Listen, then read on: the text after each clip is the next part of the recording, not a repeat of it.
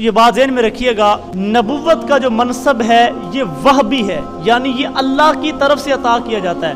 کوئی جتنی مرضی عبادت کر لے، ریاضت کر لے، وظائف کر لے، وہ اللہ کا نبی نہیں بن سکتا، کیونکہ نبوت اللہ جس کو چاہتا ہے عطا فرماتا ہے، اور ہمارے نبی کے بعد کوئی نبی نہیں آئے گا، ہمارے نبی آخری نبی ہیں، لہٰذا نبوت کا دروازہ بند ہو گیا۔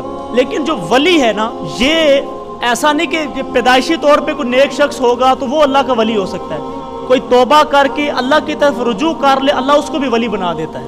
اور کتنی ایسی مثالیں ہمارے سامنے موجود ہیں، جو پہلے بڑے ڈاکو ہوا کرتے تھے اور اللہ کے نافرمان ہوتے تھے، مگر انہوں نے توبہ کی تو اللہ کے ولی بن گئے۔ جس طرح آپ کے سامنے حضرت بشر حافی رحمۃ اللہ تعالی علیہ آپ کی مثال موجود ہے۔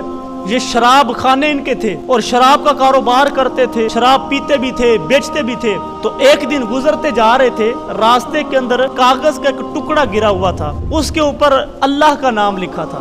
حضرت بشر حافی جو اس وقت شرابی تھے، شراب کے نشے کے اندر ہونے کے باوجود جب دیکھا کہ میرے رب کا نام لکھا ہے، تو ادب اتنا تھا کہ اس شراب کے نشے کے باوجود وہ ٹکڑا اٹھایا، اس کو چوما، صاف کیا اور خوشبو لگا کے اونچی جگہ پہ رکھ دیا، اور کہنے لگے تیرا مقام وہ تو نہیں تھا، بلکہ تیرا مقام تو یہ ہے۔ اونچی جگہ پہ رکھا، بس اللہ نے تقدیر بدل دی۔ جا کے اپنے شراب خانے میں بیٹھ گئے، اپنے جو ملازمین تھے ان کے ساتھ کام کاج میں مصروف ہو گئے۔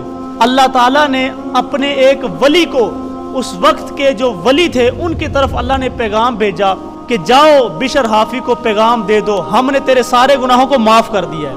اب وہ اللہ کا نیک بندہ ولی وہ شراب خانے کے دروازے پہ پہنچتا ہے، جا کے دستک دیتا ہے۔ ساقی تھا، شراب پلانے والا تھا، وہ باہر آیا، دیکھا کہ حضرت شیخ کھڑے ہیں، مرشد کھڑے ہیں، اتنے اللہ کے نیک بندے کھڑے ہیں۔ تو کہا حضرت کیسے آنا ہوا؟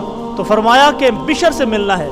تو کہا وہ تو شراب کے اندر ہے، وہ تو دھت ہے شراب میں۔ کہا کہ اس سے کہو کہ تیرے رب کا پیغام آیا ہے، تیرے رب نے بلایا ہے۔ وہ دوڑتا ہوا گیا اور جا کے بشر سے کہا کہ تیرے رب کا پیغام، تیرے رب کا سندیسہ آیا ہے۔ تو بشر نے جب یہ سنا کہ میرے رب کی طرف سے بلاوا آیا ہے، تو شراب کے نشے میں تھا، فوراً بغیر جوتوں کی دوڑ پڑا، دروازے کے پاس آیا۔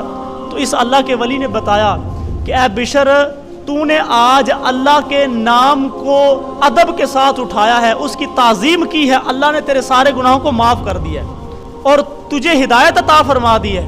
بشر نے کہا کہ یہ ساری شراب، یہ سب کچھ ختم کر دو، آج سے میں اللہ کی طرف جا رہا ہوں، میں اللہ کے راستے میں اللہ کی عبادت کے لیے نکل رہا ہوں۔ جب وہ اللہ کے ولی سے ملنے کے لیے آئے تھے تو پاؤں ننگے تھے، تو بشر نے کہا میں ساری زندگی جوتا نہیں پہنوں گا، کیونکہ جب میرے رب کا پیغام آیا تھا میرے پاؤں میں جوتا نہیں تھا، اب میں جوتا پہنوں گا ہی نہیں۔